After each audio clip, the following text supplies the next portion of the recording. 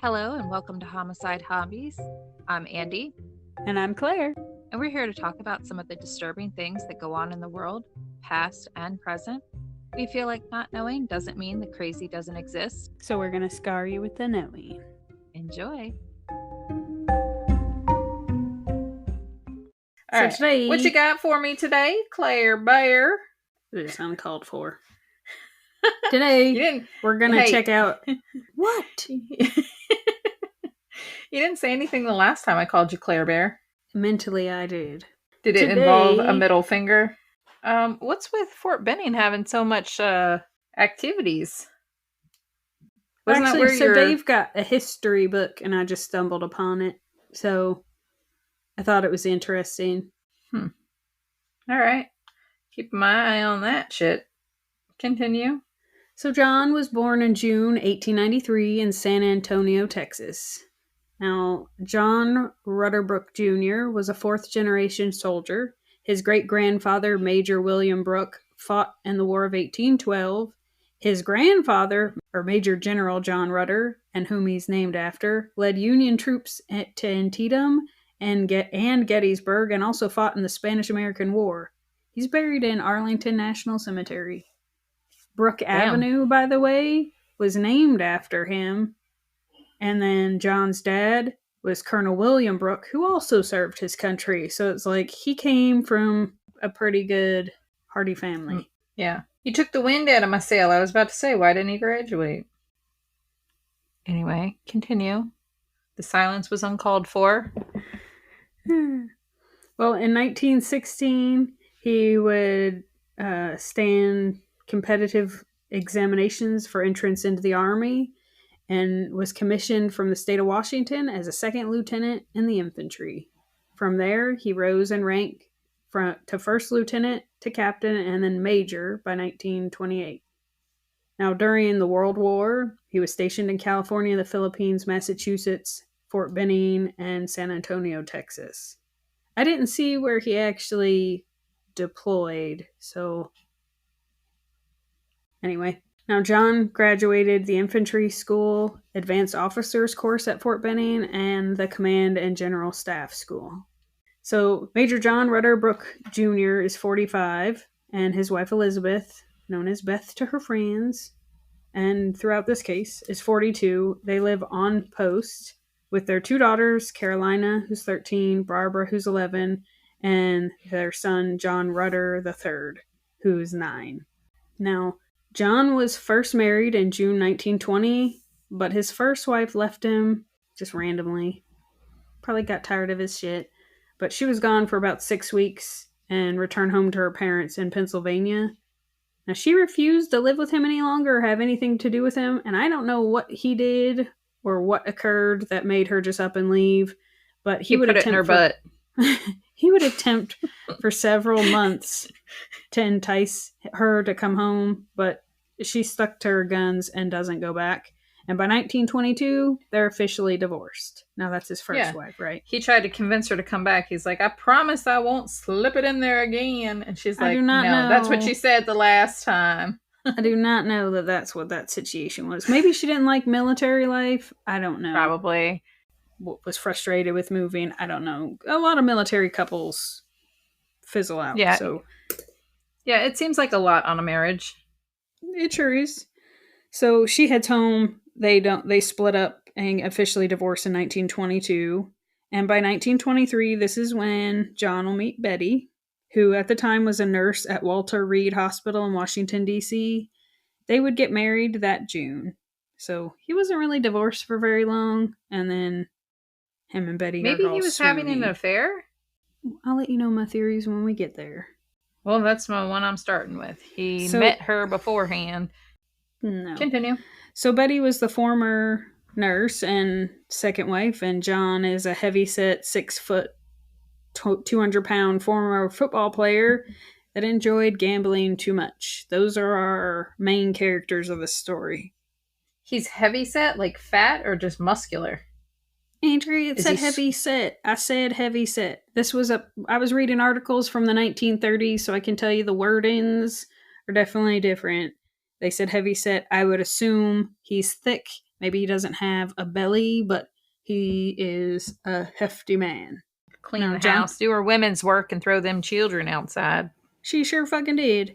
Now, John would get back home around 9:15, and he'd say he goes upstairs to take off his clothes and change and do his normal routine. Now, Betty and John then went for a morning drive, as they normally did. What? I know, I did the whole... I wonder how normal that was for the 30s. I feel like since there's not a whole lot to do, that was their quality time. I also think that maybe... if not that the kids are inside, but maybe if they needed to discuss anything, that they would go for a drive. But nevertheless, interesting. They go for a drive as they normally did. They got home around 10 a.m. The children would come to the door to want to be let in, but their father would tell them that they weren't allowed to come in and they needed to go play. About 30 minutes later, there would be a noise at the back door, and Betty would ask John if he could go check it out. He goes over there to find the 9-year-old son, John, there and tells him that, dude, you're supposed to be out playing with your sisters. Go on now, get. Little John would reply that he just wanted to put his hammer and nails inside and that the girls were still at the playground. Now, I will tell you, when I read that, I was like, who gives a child hammer and nails? Yeah, that's okay. But he just wanted to put his tools in the house. And then he'd go back to the playground. Did the 9-year-old kill the sisters? Did he hammer nails into their heads? Because that sounds really brutal. He drops off. I'm not telling you what's going to happen. It's all going to happen as a surprise. But he drops off his hammer and nails and then skedaddles on out of there. Now, when little John starts headed back to the park, he hears a whole lot of banging from in the house. Doesn't think anything of it, just continues on his way. And the two girls appear at the back door, and he tells them that, dude, you guys are supposed to be outside like your mother told you to. You need to go play and be good girls. Now, a few minutes later, John would hear a noise coming from the living room, so I picture a man just like setting down the knife that he's trying to make his lunch with, going into the living room. It's now roughly 11:30, and he walks in to find Caroline, 7-year-old Caroline, shoving her cat through the window and trying to crawl through it herself. So he takes her cat, shoves it back out the window, and shoves her little hiney back out the window too. And he's just like, dude, one, you know full well I've told you guys you were not allowed inside. And for two, you know full well you're not supposed to be climbing in and out through this window. So kids are like that though, because yesterday, my littlest, he's 7, he kept bugging the crap out of me to play outside. So I was like, fine, let's go. The girls didn't want to come out, so they stayed inside. And him and I went outside. He rode his bike for literally less than 3 minutes. And I was sitting on the hammock getting ready to edit an episode that we had recorded. And he comes over and plops down next to me. And he's just like chatterboxing away. And he's like, when are we going to go inside? We haven't even been out here for 5 minutes. You have bugged me for an hour straight. Go play. And he was like just bouncing up and down on the hammock next to me. And I was like, oh my gosh, go play. I can relate. Get the frustration. Yeah. They bug you about going out. Once they're out, they just bug crap out of you. However, I'm outside with mine. So it is a little bit different. I thought it was crazy that they were set loose outside early. I get that. So it's June in Georgia, so it's gonna get hot that day. So I get let them burn off all that energy before the heat of the day, and that way they're not inside all day. Yeah. I just thought it was funny that he shoves the cat out and shoves her back out the window. Like, dude, stay outside. Yeah, go play. Now, John would later explain that he and his wife were having relations on the living room Davenport, and they didn't want the children to disturb them. I also laughed at that. Well, when you said there was banging coming from the house, I was like, oh, they're doing it. No, that morning, Betty had made plans with her friend/neighbor to run errands because they were going to go pay bills. Her friend had called the house that morning at around 9, and John had answered. Now, the friend asked if she could let Betty know that she was running behind and she would be there later than anticipated. Now, because she was had doing plans her husband too. Then Now, she had plans to pick Betty up at 9, but she said she's probably going to be there closer to 10 or just thereafter instead. John would respond back with, from the looks of things, Betty won't be ready in an hour. He did her Whatever real the hell good. that's supposed to mean. Yeah. She needs her a bath. But I was just like picturing the whole, you figure between the children wanting to come inside, the phone's ringing, that he's trying to make his lunch, all the things are happening. But anyway, the friend pulls into the like in front of the house just after 10 and honks the horn. Nobody comes outside. So she gets out, goes to the front door, rings the bell, no answer. So she walks around to the back door, it's locked, she knocks, no answer. So then she goes back towards her car and starts yelling real loud to see if maybe Betty's upstairs on the sleeping porch, but no answer there either. So she's confused, a little worried, because that's unlike Betty, and she Where's doesn't the run kids? late either. The little So the monsters are kids- supposed to be outside. Well, they're at the park. So however far the park is. Oh. So the friend goes on her way, pays bills, then goes to her house where she calls Betty around 10:45 and still no answer. Although she would later say that she thought she heard it sounded like somebody picked up the phone and then hung it up. And for those that aren't aware of this, 1, there were no cell phones. That's why she had to go back to her house to call her. And 2, it used to be a case of you had to pick up the phone and then lay it back down in order for it to hang up. I remember them phones. Now, she would call back around noon. Still no answer. So she's just like, you know what? I'm just going to go over there because this is very weird. And I just want to make sure my friend's okay because this has gone a long chunk without hearing from her and we were supposed to meet up. So she heads over there. Now it's around 1 p.m. And this is when she will learn what has happened to Betty. Did now, he kill her? A neighbor would with say... the hammer? Did he kill her with the hammer from the little boy? Because that's really messed your pie up. hole. A different neighbor, would say that John left just before noon in the family car and was carrying what appeared to be a bundle of clothes. He was wearing a brown shirt and brown army slacks. Now, shortly after that time, when John left, John would report for field maneuvers in a training area several miles off main post. It was like 13 miles from his house. Now, this would surprise fellow officers because he was supposed to have that day off. He wasn't supposed to be in the field for training, so it was weird that he came in, but they would joke He needed about an how... alibi. Right? So they would joke that he just didn't know how to take a day off. Now, the children would come home for lunch around noon to their home located at 209 Lumpkin Drive on Fort Benning and would find their mother's crumpled body at the bottom of the stairs in a pool of blood that spanned roughly 3 feet in diameter. Her hand still clutching her crushed skull. Now, a set of golf clubs sad. I felt bad for the girls. And the boy. But so the girls came in the house. I don't know where the brother was at that point. So the girls He's saw off hammering stuff again, I guess. He dropped off the hammer. He went, that don't mean nothing. How many times have you seen a boy pick up a rock or something and start banging stuff?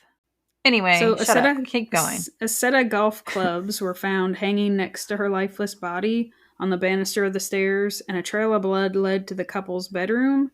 Now, there was the theory that she had been hit with one of the golf clubs.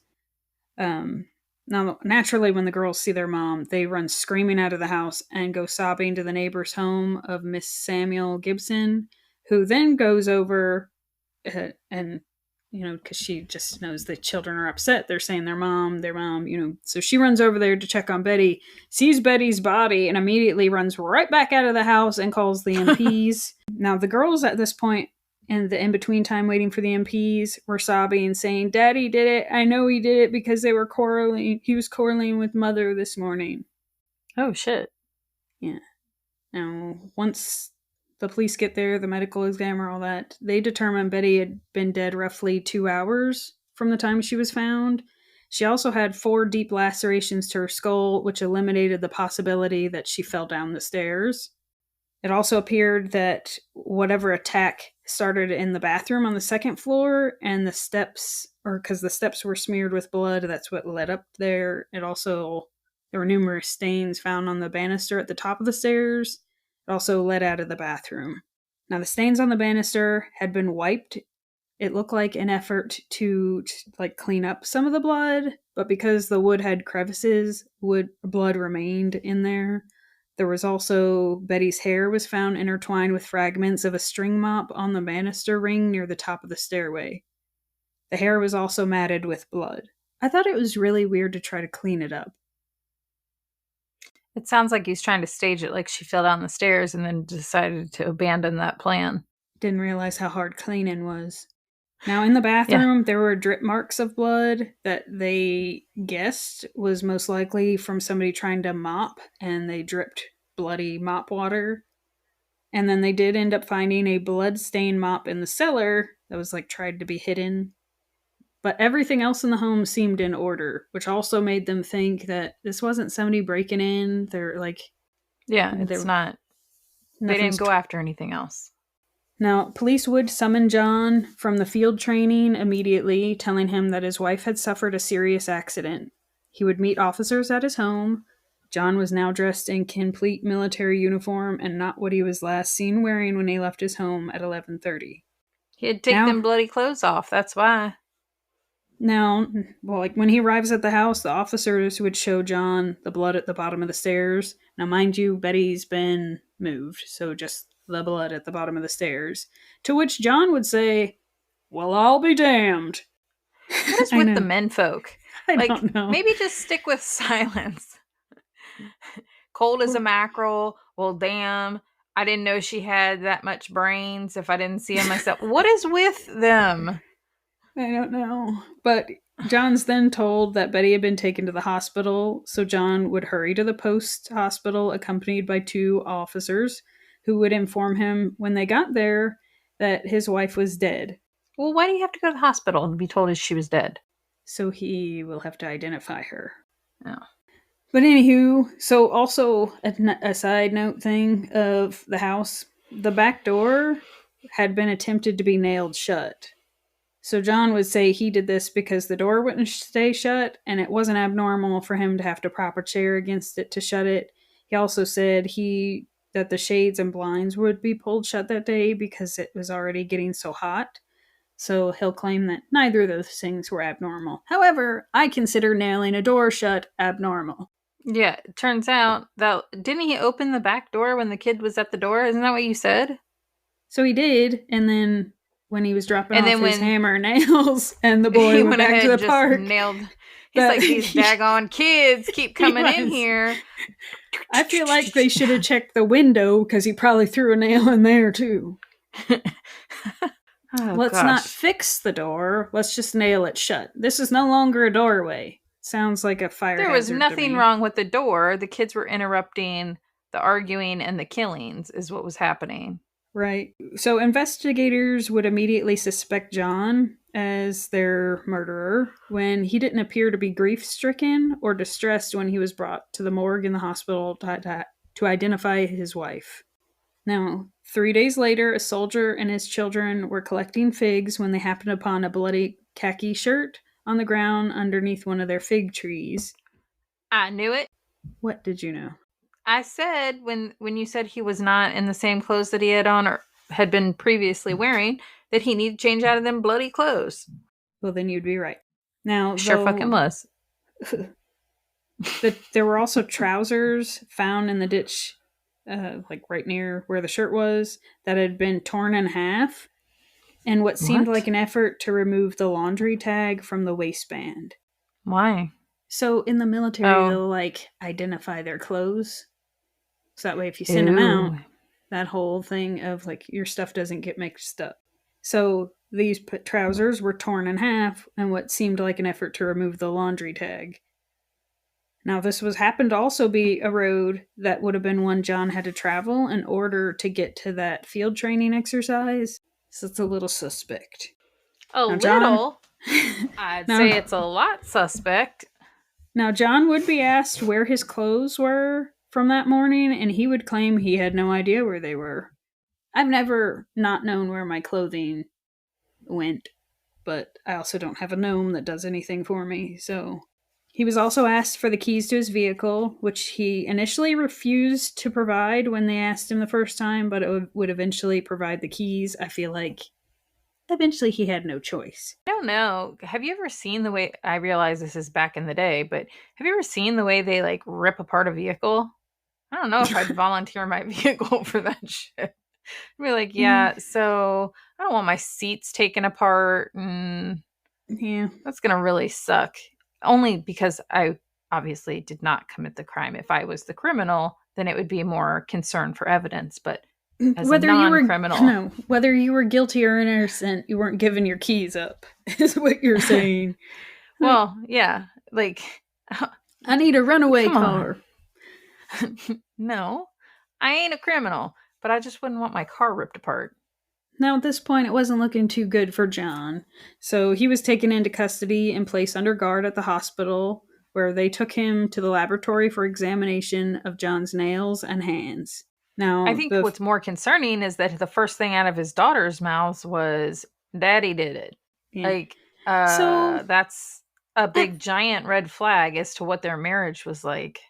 Now, I will say, when I was first reading this case, I had like the scenario of the 1930s was super corrupt. So it was just like almost like with the Salem witch trials, that I feel like you could be convicted of some shit whether you did it or not if enough people jumped on the bandwagon, and it wasn't abnormal for people to just agree with shit or make things up.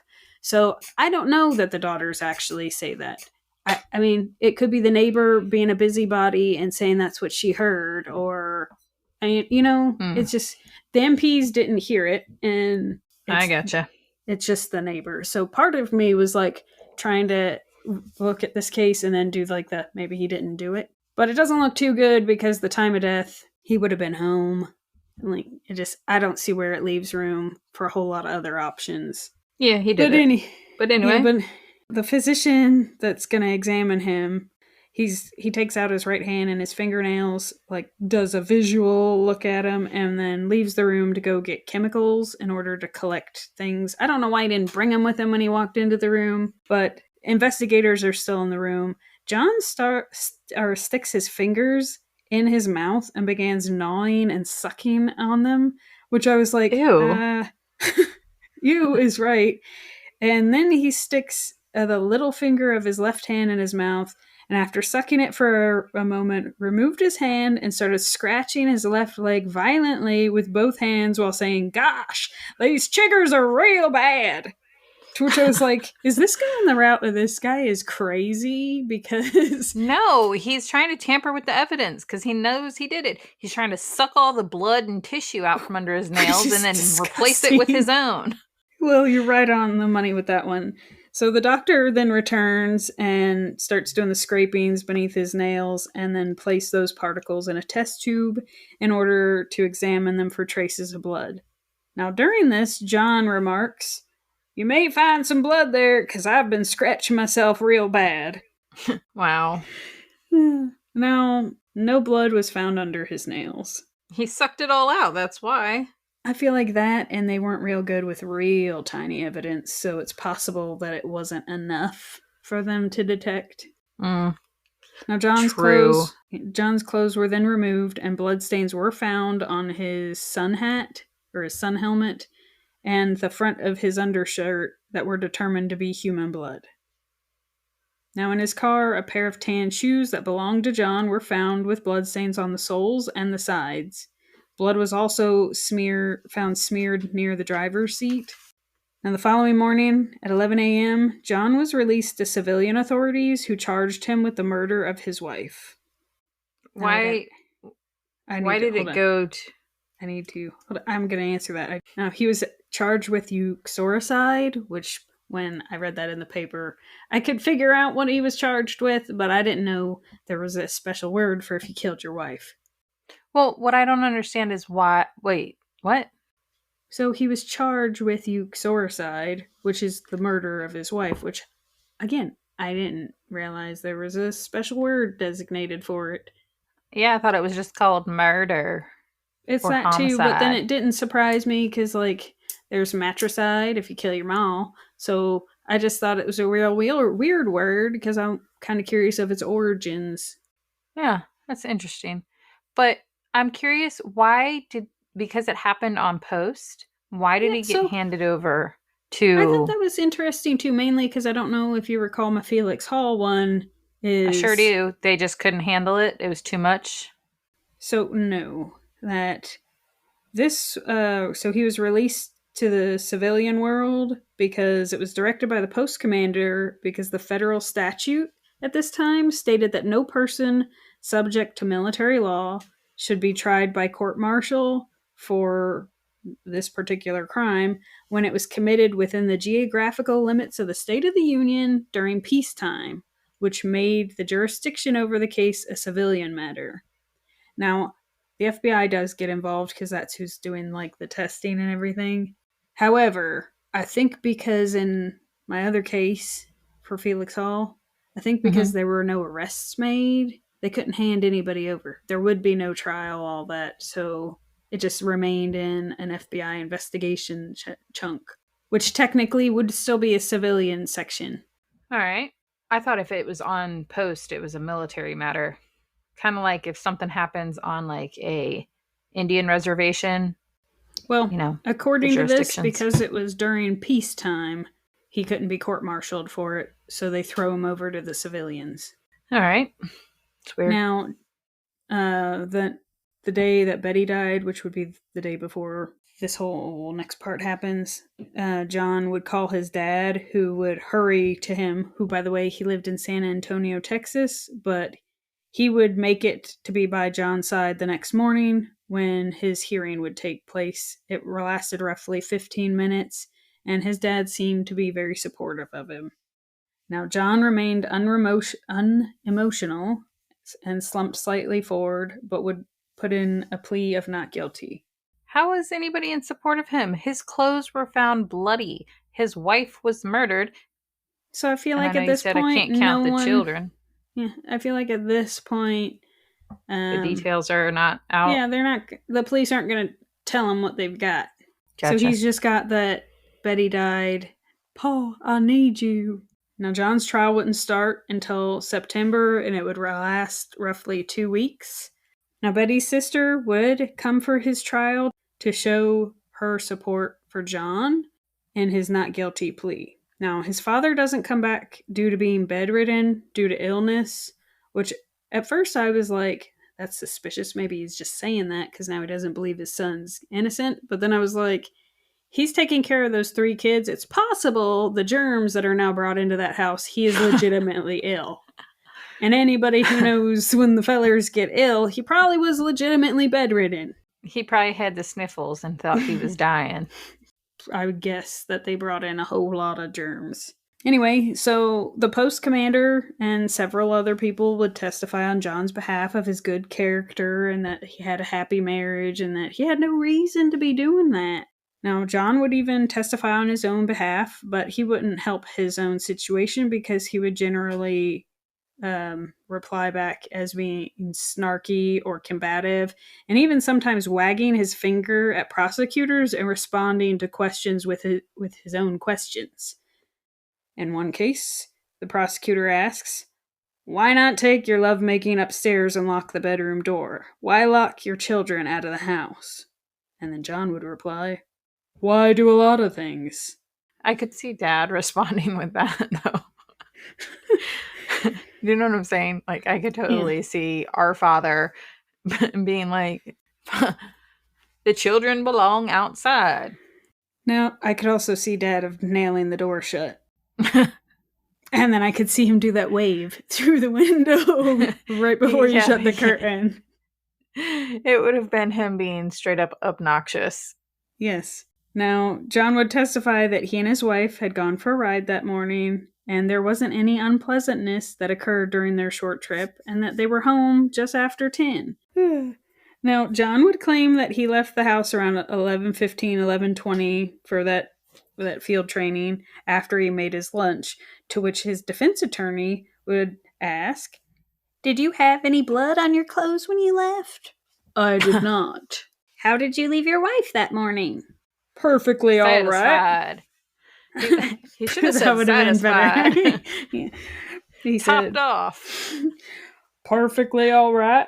I spoke to her on the sun porch, and she was perfectly all right. You did nothing to her before you left? I did not. I did He not. again missed an opportunity to be obnoxious. He would be asked why his wife wasn't making his lunch that morning, and he would say that she was upstairs in the shower. To which, timeline wise, I was super confused at this one because if he got home at 9, they went for an hour-long car ride. That's a long time. They get back at 10. He goes to go make his lunch. She goes upstairs to shower and get ready for what she should have already been ready if she had plans with her friend. If she thought 9 o'clock, she should have been ready at 9. But then that's where I was like, okay, let's assume they did have sex. And then she went upstairs to shower.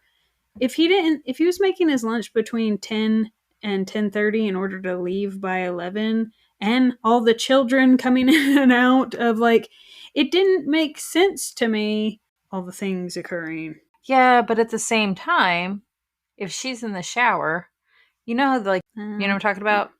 Like a girdle?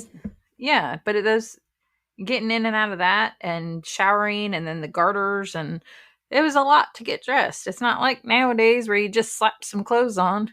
I just thought it was weird that if they got home at 10 and the amount of times he had to shove children back out of the house, that they were supposedly having sex, she was getting ready, he was making his lunch. Again, if she was planning to be gone by 9, man. Well, she's already messing up with her friend. When was the last time the kids saw her? Her friends, when she kicked them out when it was like 8:30, so they only heard their father telling them they needed to stay outside. Now, the other thing was, if he doesn't leave the house till 11, her friend comes over at 10. So he's just quiet in the house. Where was he then? She rings the doorbell, knocks on the front, goes around to the back, tries to jimmy the door, but it's locked. She didn't know it's nailed shut. But, that whole thing, then she goes to yell up front. She's calling the phone. But the timeline's already kind of screwy also, because did they actually leave the house? Did anybody see, or is that just what he's saying? So that was one reason why I was sitting here doing the whole maybe he didn't do it. Because just because his dirty clothes, somebody could have put blood on him, if they wanted to frame him. So that's where I was trying to leave room for a twist. But he doesn't help his own case.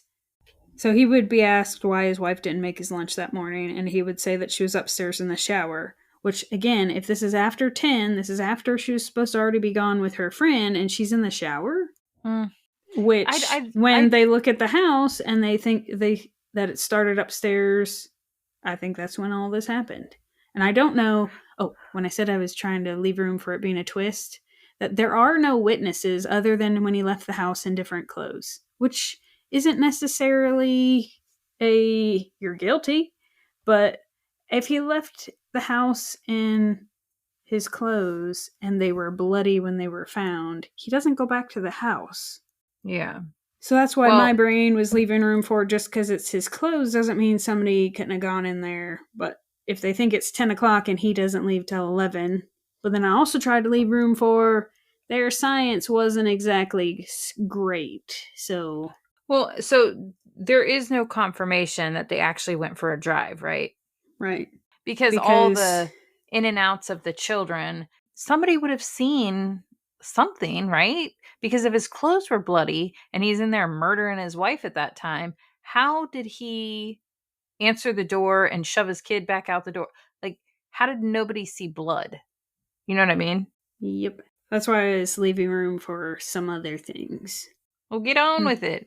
Now, John would claim that the bundle he carried out of the house that morning was his lunch, newspapers, and his thermos. Now, a neighbor would recall seeing John come home the night before Betty's death at approximately 3 a.m. He had been out all night gambling in Phoenix City, Alabama, which is a border town. And also, side note, the original Sin City. If you don't know anything about Phoenix City's history, you should watch the movie. It's hilarious. But he would leave home that night, or the night before she died, around 11:30, dressed in khaki army slacks, shoes, and a khaki shirt, which I thought was interesting because it sounds an awful lot like what he was wearing the next day, too.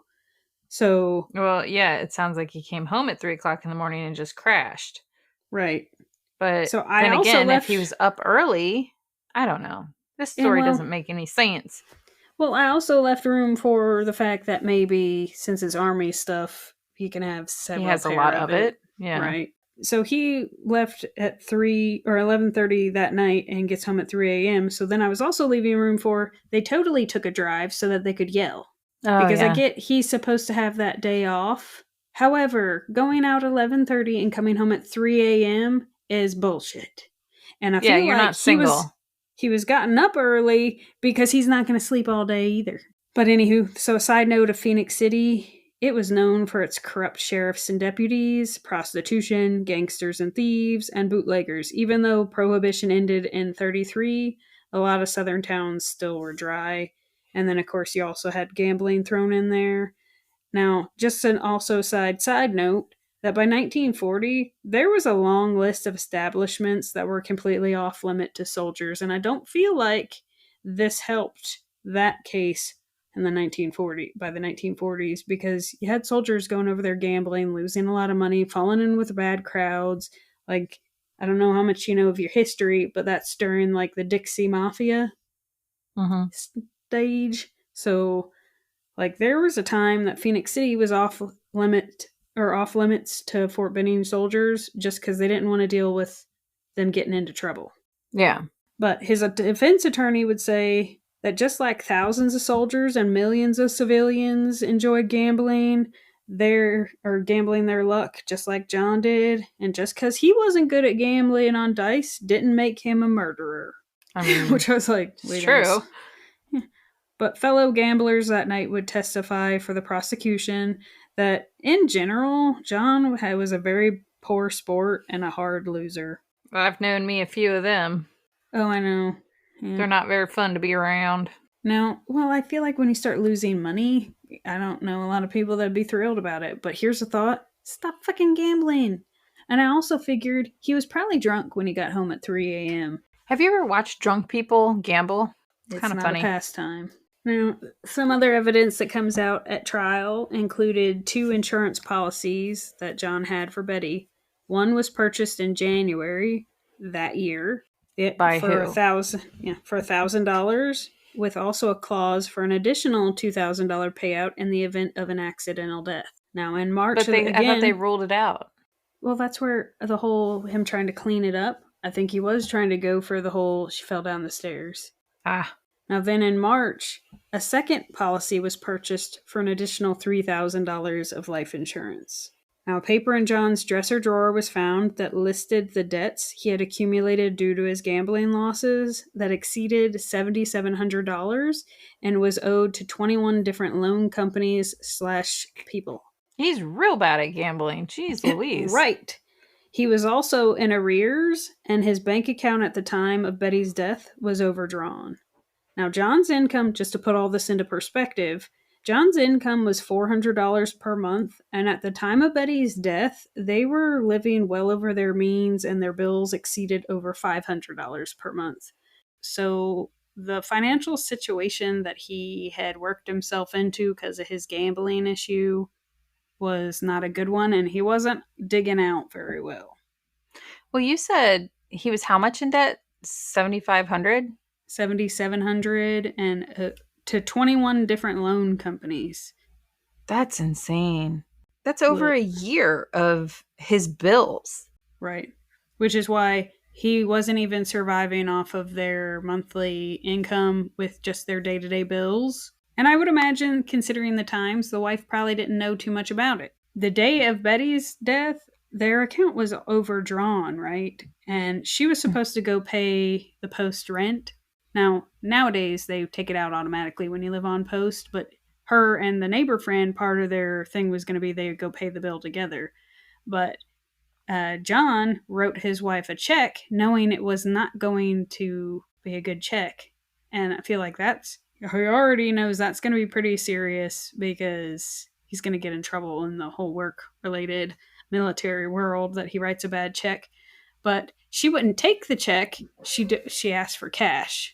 So I feel like she's already gone down this route of things not working out the way that they're supposed to, but it's pretty bad when your wife won't take your own checks. That's a bit concerning there, buddy. Yeah, but I also feel like she also knew if he was spent the night out gambling, there were pretty good odds that they were overdrawn anyhow. But you remember those clothes that were found on the side of the road? Mm-hmm. So those were compared to the undershirt that they took off of John when he was arrested and lined up to show that the blood stain matched. So like the splatter of where the undershirt was underneath the other shirt lined up. Also, the shirt that was on the side of the road had pinholes in the shoulder straps that majors, captains, and colonels wore, which correspond to the insignia worn by John. So none of it was looking too good. Now, wow. Yeah, the blood found on John, on his clothing, both on the side of the road and the articles he had matched perfectly to the blood taken from Betty's dress and inside the home. It's not looking too good for him. It sure isn't.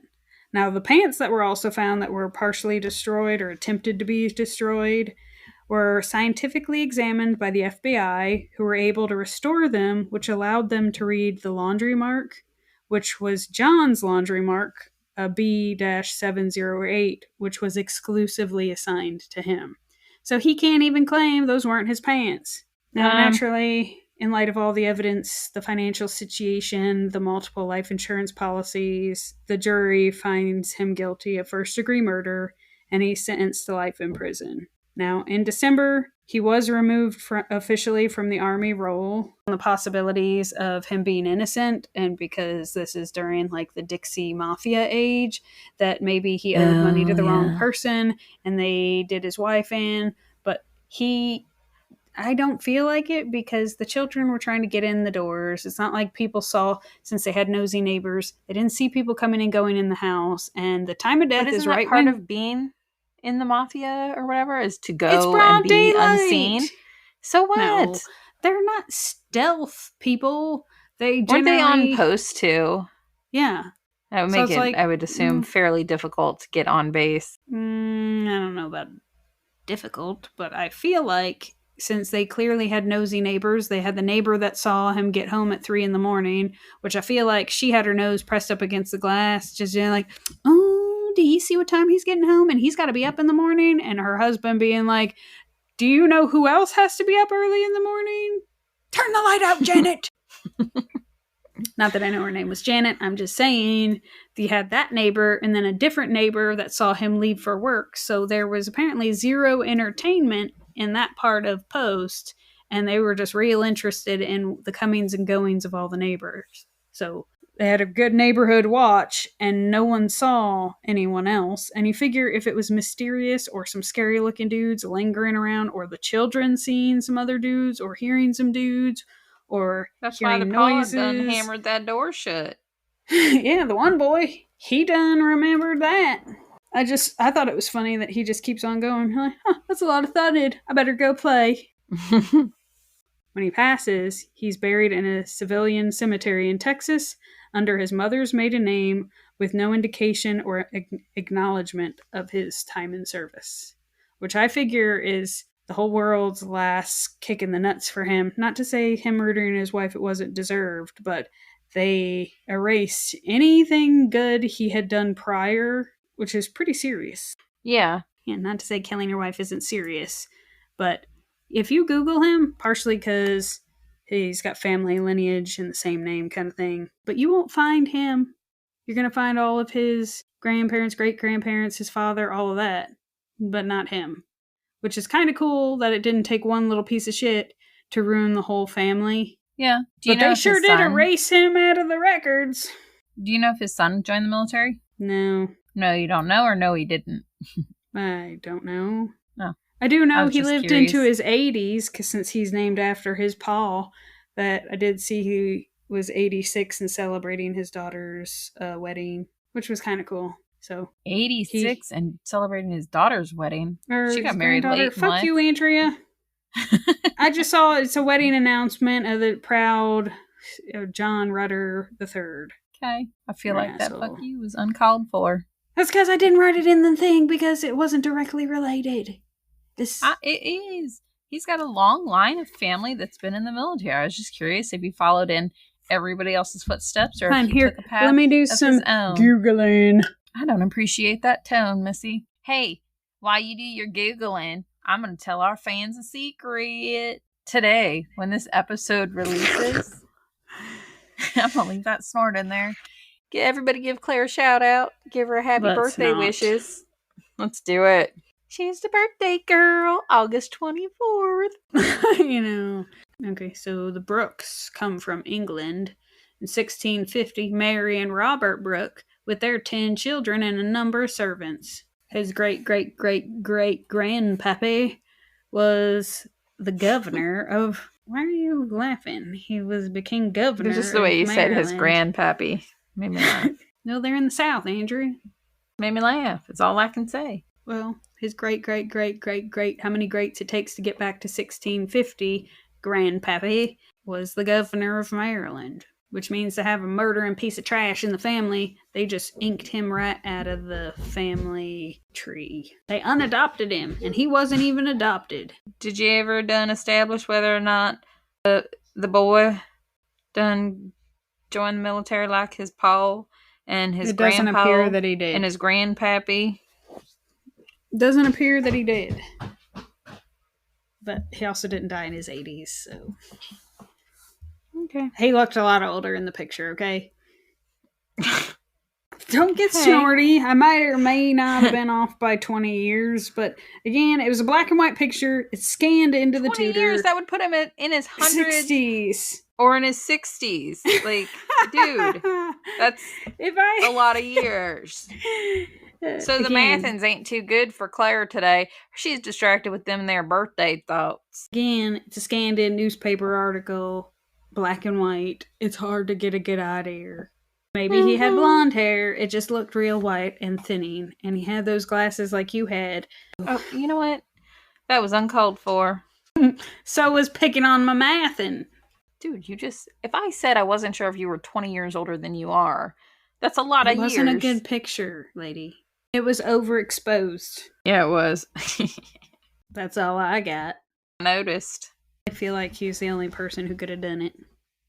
And I feel like Price. He probably initially went with the strategy if he was going to shove her down the stairs, but maybe she grabbed onto that banister, swung around, and knocked her head up top. And then he was like, how does she accidentally slip and fall and get bloodied at the top of the stairs and then trickle it all down?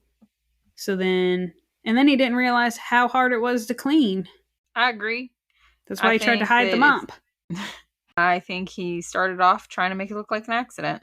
Which is why that policy he got that had accident coverage is sick. Which, by the way, months prior, particularly right around when he bought those life insurance policies, which I feel like if you're already in debt a lot, you probably shouldn't be paying for more things. So I feel like this was really definitely planned out extensively. He just didn't know how he was going to do it. But apparently, prior to her death, they would go on dates, and they went to a few military balls and stuff like that. And she told her friends that she didn't know why he was just being overly nice. There was no reason for it. So that was also a little bit... It was. Like he knew he was going to bump her kill off. her. I guess maybe that was how he eased his conscience. If she had really good last days. No. I guess. To all you out there plotting your future murders of your spouses, taking them on dates does not make up for the fact that you're going to murder them for the piddly-ass life insurance money. And it didn't even cover all of his debt. He wasn't so good with the math either. Yeah. I got himself into a pickle. Hey, but if you haven't watched that documentary on Phoenix City, you totally should. One, it's hilarious. It was done in the 1950s, but it talks about all the nitty gritty of the South. And again, the age of the Dixie Mafia, the bootlegging, the prostitution, the gambling. And at one point in time, soldiers were actually not allowed to come into Phoenix City. So it started off as certain establishments they weren't allowed in. But at one point, they weren't allowed to cross the bridge because, just so everybody knows, what separates Alabama and Georgia is the good old Chattahoochee. So you got to cross the bridge to get to Phoenix City. No, I'm just kidding. That's why that song with the hoochie coochie. What? I don't know. Sound like a good thing at the time. Chattahoochee. Yeah. There's a song about the Chattahoochee. I know the song you're talking about. You're an asshole. I don't really know the words. I know there's a Chattahoochee song. Same. But regardless, you should watch it. It's called The Original Sin City. I might have to check it out. I'm sure Jason will be thrilled. Well, there's a lot of corruption that was in there with police officers and such. Because the gang...